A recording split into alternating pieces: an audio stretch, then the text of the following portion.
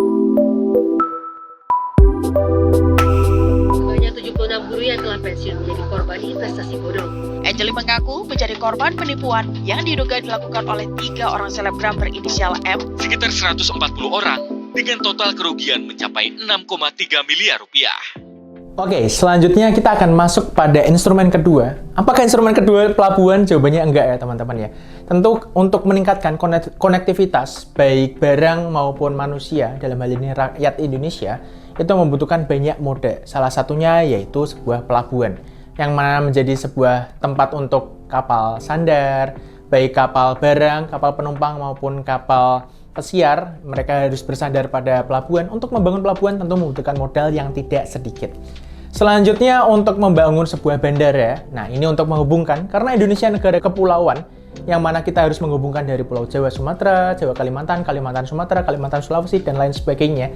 Itu membutuhkan banyak moda transportasi. Yang kedua ada bandara, dan yang ketiga, untuk membangun jalan tol itu membutuhkan dana yang tidak sedikit, teman-teman. Nah, itulah bagaimana cara pemerintah untuk menerbitkan uang. Apakah dengan cara, yaudah terbitkan uang sebanyak-banyaknya? Bu Sri Mulyani telepon, Bu, tolong printkan uang 1.000 triliun. Jawabannya nggak bisa. Karena nanti akan menyebabkan yang namanya hyperinflasi. Tentu kita tidak ingin membeli sebuah 1 kilogram, yaitu dari telur ayam, harga sekarang 30 ribuan sekian, jadi meningkat jadi 600 ribu. Tentu hal ini tidak ingin kita terjadi pada negara kita. Nah, selain itu, mungkin yang udah ada sekarang, yaitu ada LRT Jakarta, ada KCJB atau Kereta Cepat Jakarta-Bandung, dan juga ada Transit Hub yang ada di Jalan Sudirman, menghubungkan antara berbagai moda transportasi, yaitu dari LRT, MRT, KRL, dan juga Transjakarta. Lalu, kita bisa melihat dari MRT Jakarta, ada Transjakarta, sampai dengan stasiun KRL. Nah, ini tentu membangunnya membutuhkan uang yang tidak sedikit.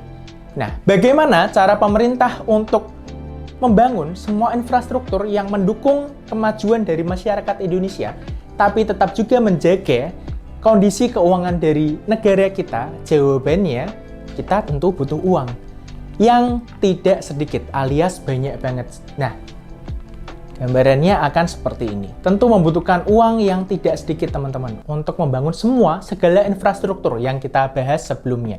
Gambarannya kita akan melihat dari obrolan dari Pak Jokowi dan Bu Sri Mulyani.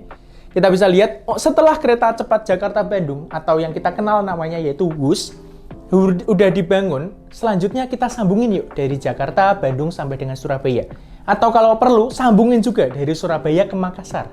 Apakah itu memungkinkan? Nah, ini gambaran dari Pak Jokowi sebagai presiden kita. Tanya kepada Menteri Keuangan. Tentu dari sudut pandang Menteri Keuangan, iya bisa aja Pak, tapi uangnya dari mana? Apakah tadi dengan cetak uang 1.000 triliun, 2.000 triliun? Jawabannya nggak bisa.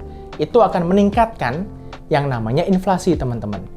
Nah, oleh karena itu ada instrumen yang diterbitkan oleh negara, yaitu surat berharga negara. Kementerian Keuangan mewakili pemerintah, yaitu melalui Direktorat Jenderal Pengelolaan dan Pembiayaan Risiko, DJPPR, menerbitkan yang namanya ISBN, atau elektronik surat berharga negara. Nah, dari sini SBN itu dibagi oleh 4 jenis, yaitu ada yang konvensional dan juga ada yang syariah. Konvensional ada obligasi retail Indonesia dan saving bond retail, dan dari sudut pandang syariah ada sukuk tabungan dan juga sukuk retail. Nah, ini menjadi sebuah wadah untuk masyarakat berinvestasi dan dari negara juga mendapatkan uang, yaitu untuk memutar roda perekonomian, yaitu membangun berbagai infrastruktur yang bisa meningkatkan hal tersebut. Jadi sama-sama untung. Nanti negara akan memberikan kupon setiap tahunnya berapa persen, masyarakat akan mendapatkan return-nya, dan negara akan mendapatkan uangnya untuk membangun berbagai infrastruktur yang sudah kita bahas sebelumnya. Nah, di sini yang persis banget sekarang lagi dijual oleh Philips Sekuritas Indonesia ada SR021. Dengan kupon 6,35% untuk seri T3 dan 6,45% untuk seri T5.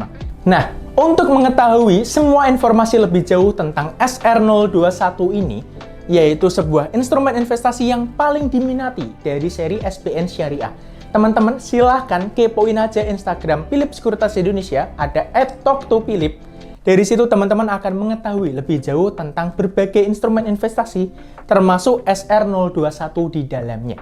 dengan kupon 6,35% untuk seri T3 dan 6,45% untuk seri T5-nya. Nah, gambarannya, karakteristiknya seperti itu, minimal 1 juta, jatuh temponya kapan, tenornya berapa tahun. Nah, kuponnya akan dibagi setiap tanggal berapa? Setiap tanggal 10 per bulannya. Nah, itu adalah gambaran umum dari sebuah obligasi, dalam hal ini surat berharga negara, yang diterbitkan langsung oleh pemerintah Republik Indonesia. Nah, selanjutnya, kalau saya belum punya uang untuk investasi di SBN sebanyak 1 juta, tapi kalau saham saya masih takut, Mas. Saya masih ngira saham cepat naik, cepat turunnya juga. Saya belum siap untuk hal tersebut, ada instrumen yang lebih gampang lagi, yaitu reksadana.